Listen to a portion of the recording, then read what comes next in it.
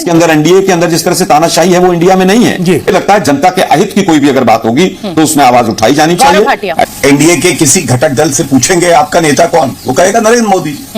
आप घमंडिया में किसी से पूछेंगे तो कोई कहेगा राहुल गांधी, कोई कहेगा शरद पवार। हमें वो ये भी नहीं अच्छा लगता कि सनातन धर्म के लिए कहते हैं कि सनातन धर्म को खत्म कर देंगे, डेंगू, मलेरिया, कुष्ठ रोग, HIV। मैं इनको घमंडिया नहीं बुलाता हूं, मैं इनको कन्फ्यूसिडिया बुलवाता हूं, क्योंकि कंफ्यूज तो ये पूरा रहते हैं। और अरे कांग्रेस की गारंटी पे ना जाना, गारंटी असली है तो मेरी है। जय श्री राम दोस्तों, वेलकम टू माय डिबेट। सो आज की डिबेट बहुत ही शानदार होने वाली है। आज की डिबेट बीजेपी के प्रवक्ता गौरव भाटिया और कांग्रेस पार्टी के प्रवक्ता आलोक शर्मा के बीच होने वाली है। इस डिबेट में कांग्रेस पप्पू को गौरव भाटिया ने जमकर धो डाला है। धोना कोई गौरव भाटिया से सीखे, गौरव भाटिया नाम ही काफी है। यह डिबेट बहुत ही शानदार होगी, अंत तक जरूर देखें। अगर चैनल पर पहली बार आए तो लाइक करें, सब्सक्राइब करें तथा कॉमेंट करना ना भूलें। चलिए स्टार्ट करते हैं। देखिए, मुझे लगता है कि इस तरह का कोई ऑफिशियल बयान नहीं है और वो किस रूप में संपर्क में है उस बात का कहीं पर कोई खुलासा नहीं है।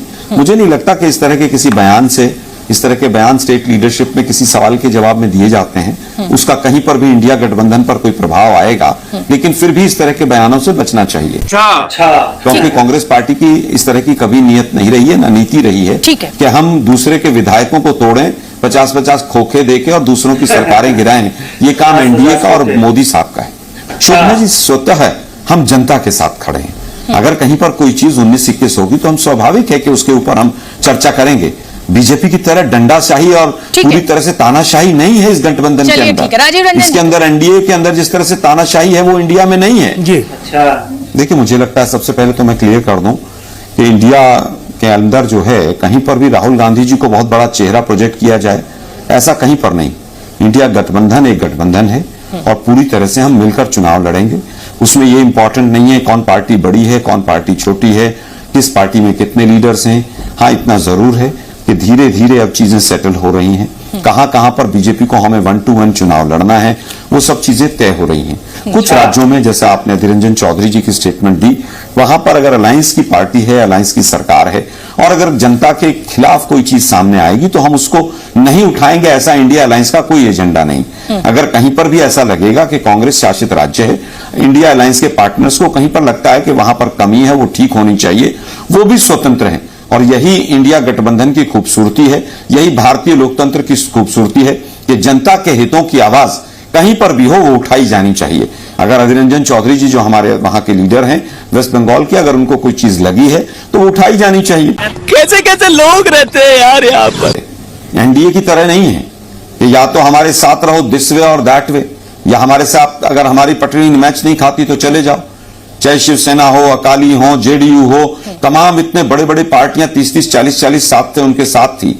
लेकिन अहंकारवश कि जो हम कह रहे हैं बस वही ठीक है और जो दूसरा कह रहा है वो गलत है, वो सब पार्टियां दूर चली गई। अरे कहना क्या चाहते हो? मैं समझता हूं लोकतंत्र की खूबसूरती ही ये है कि अगर कहीं पर कोई चीज गलत है तो उसकी आवाज उठनी चाहिए।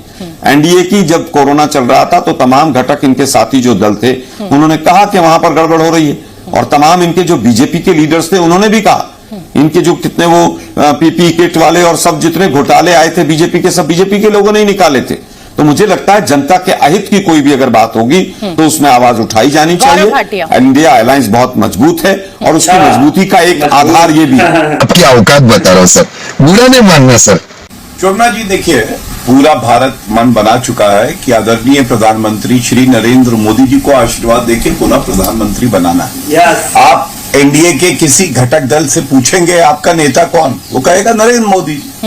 आप घमंडिया में किसी से पूछेंगे तो कोई कहेगा राहुल गांधी, कोई कहेगा शरद पवार, कोई कहेगा ममता बनर्जी। मैं घमंडिया ही बोलना चाहता हूं, मेरी स्वतंत्रता है विचारों की। मुझे कृपया करके घमंडिया कहने दीजिए अगर आपको दिक्कत ना हो रही हो।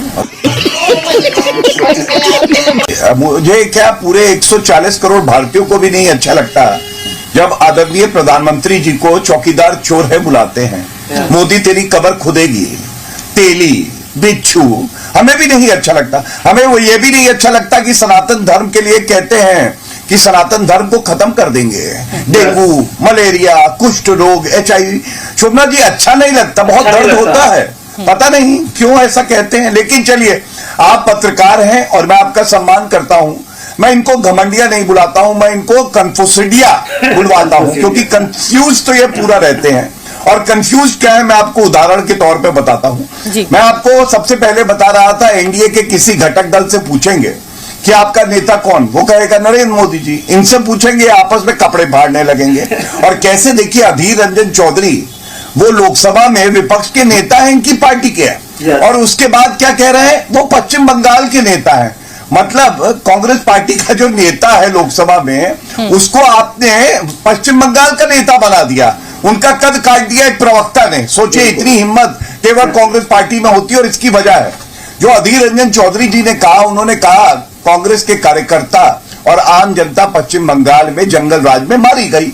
आप टीएमसी के साथ समझौता मत करिएगा, लेकिन लाशों पे राजनीति करना तो कांग्रेसी पार्टी के जो गिद्ध हैं उनका काम है, उनको कोई परेशानी नहीं हुई।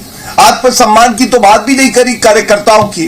दूसरी बात आप देखिए, अधीर रंजन चौधरी ने आज ममता बनर्जी के लिए जो बात कही, उन्होंने कहा ये डेंगू ममता मेड डेंगू है। अब आप बताइए, अगर ममता मेड डेंगू है तो आप ममता बनर्जी के साथ हाथ कैसे मिला रहे हैं? दूसरी बात, भाजपा जी ने क्या कहा कि 32 एमएलए आम आदमी पार्टी के जो पापी आप है हमारे संपर्क में है। आप मुझे बताइए शोभना जी, ये कैसा घमंडिया, कन्फ्यूसिडिया, अच्छा घमंडिया पे नाराज हो जाएंगे आप, गजब बेइज्जती है। अब मैं तीसरा उदाहरण देता हूं। देखिए आप बताइए, क्या ये सच नहीं है? अरविंद केजरीवाल जी मध्य प्रदेश गए, उन्होंने मालूम है क्या कहा? अरे कांग्रेस की गारंटी पे ना जाना, गारंटी असली है तो मेरी है। अब बताइए, अरविंद केजरीवाल खुद कह रहे हैं कि ये जो कांग्रेस पार्टी है इसकी कोई गारंटी नहीं, एक गारंटी है, जहां जाएगी भ्रष्टाचार करेगी। और हमारा प्रचार मध्य प्रदेश में, राजस्थान में, छत्तीसगढ़ में आप देख रहे हैं धुआंधार चल रहा है। हम प्रत्याशियों की सूची जारी कर रहे हैं और ये अपनी सूची ला नहीं सकते और घबराए। मजा आया।